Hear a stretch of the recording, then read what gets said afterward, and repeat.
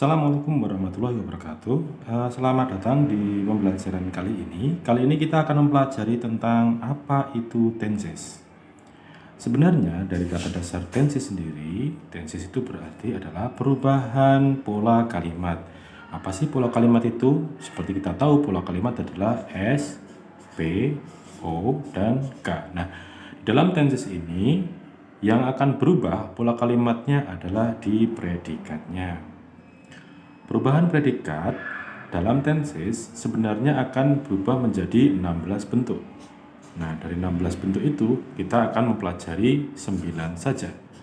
Nah, dari 9 ini nanti kita akan dibagi menjadi dua faktor.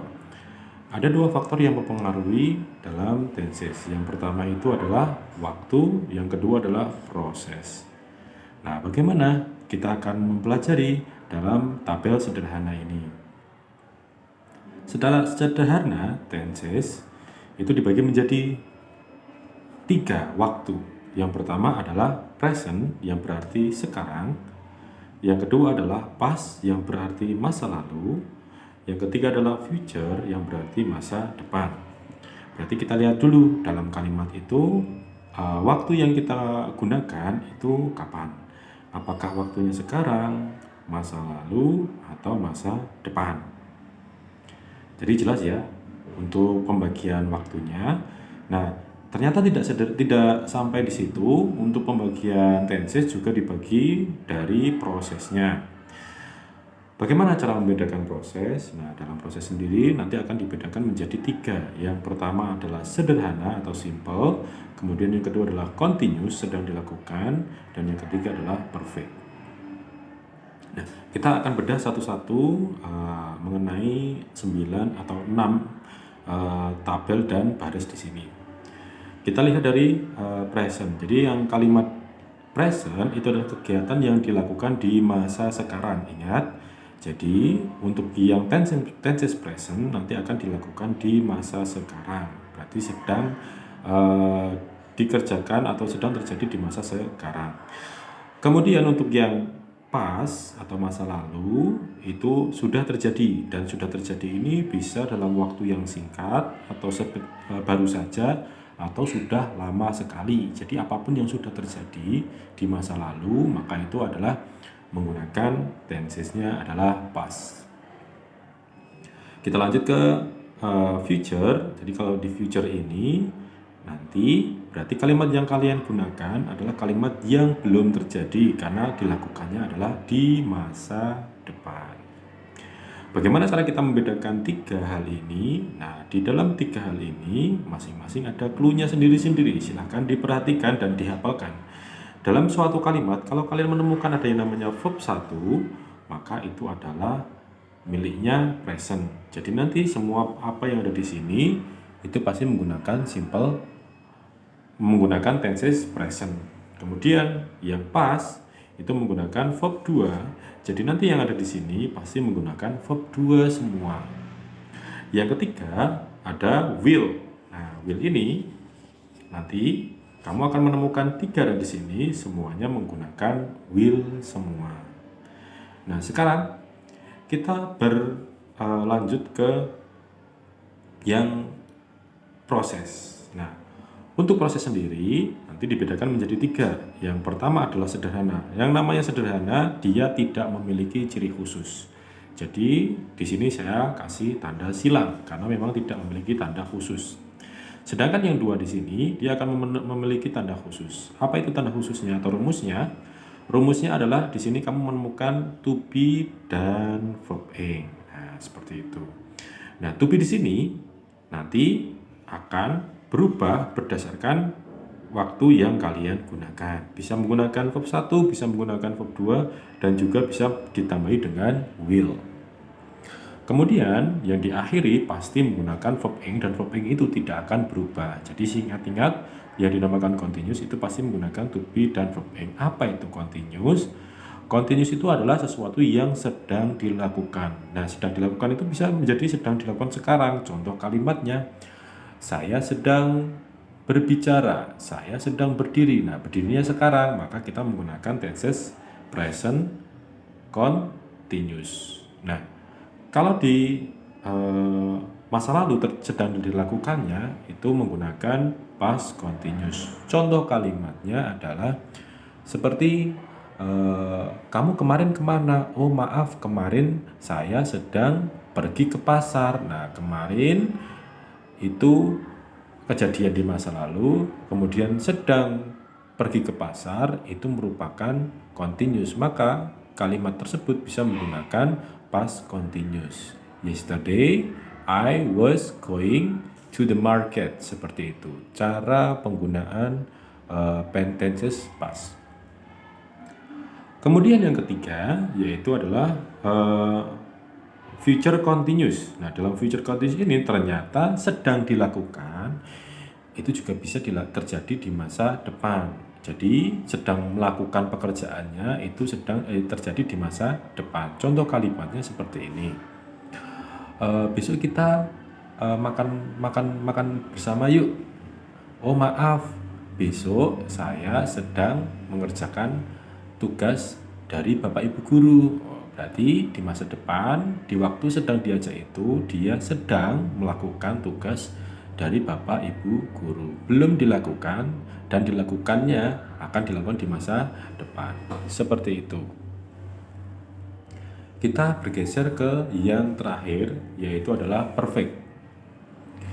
Dalam perfect sendiri, di sini memiliki ciri-ciri yaitu adalah menggunakan have, kemudian diikuti sama verb 3.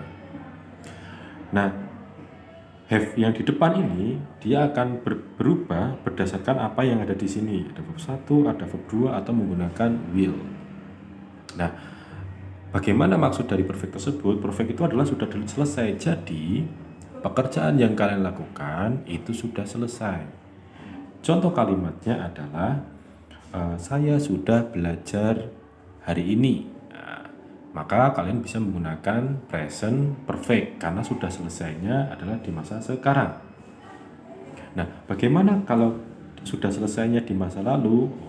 Tadi malam saya sudah mencuci mobil. Nah, kalimat tersebut kalian bisa menggunakan past perfect karena sudah selesainya adalah di masa lalu. Dan ingat di sini kamu menggunakan had karena headnya itu adalah sebenarnya adalah verb 2. Seperti itu. Kemudian selanjutnya ada yang dinamakan dengan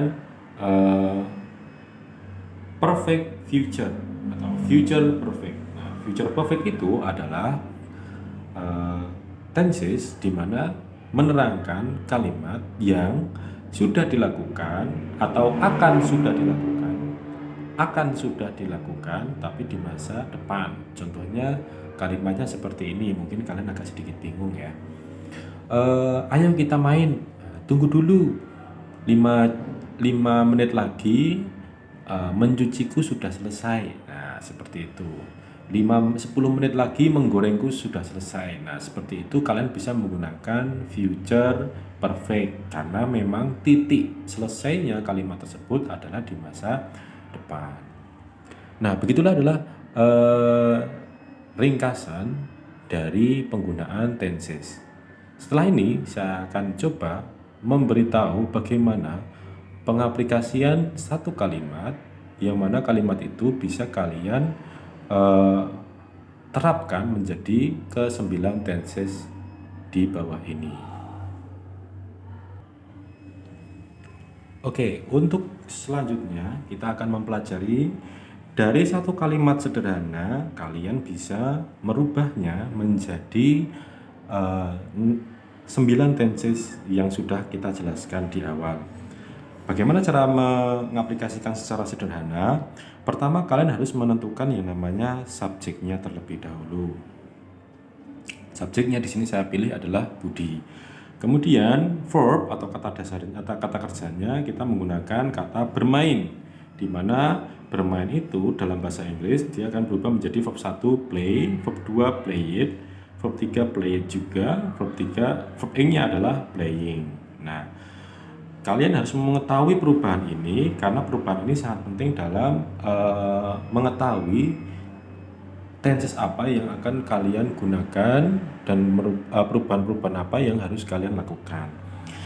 Kita coba menggunakan contoh yang pertama, yaitu adalah simple present tense. Dalam simple present tense, tadi rumusnya adalah subject plus verb 1, di mana ada s atau es jika subjeknya adalah he atau she atau it. Kita lihat di sini, subject plus verb 1 yang ada es maupun s jika subjeknya adalah he, she, it. Sedangkan Budi adalah he, maka kita menggunakan tambahan s. Maka kalimatnya akan berubah menjadi Budi plays a ball, seperti itu. Kemudian di langkah yang kedua, kita akan menggunakan kalimat menggunakan tense simple past. Dalam simple past ini, kita rumusnya adalah subject plus verb 2. Maka tinggal rubah aja kata play berubah menjadi verb 2, maka kita menggunakan played. Ya udah, maka ini menggunakan subject plus verb 2. Ini adalah yang dinamakan simple past. Selanjutnya ada kalimat future, di mana kalimat future tense itu kita rumusnya adalah will diikuti sama verb 0 atau verb dasar. Di sini kenapa kok kita menggunakan verb 0? Karena subject plus will plus verb 0. Verb 0 tidak akan berubah meskipun subjeknya he atau she atau it. Maka tidak ada penambahan s di sini karena ini merupakan verb 0.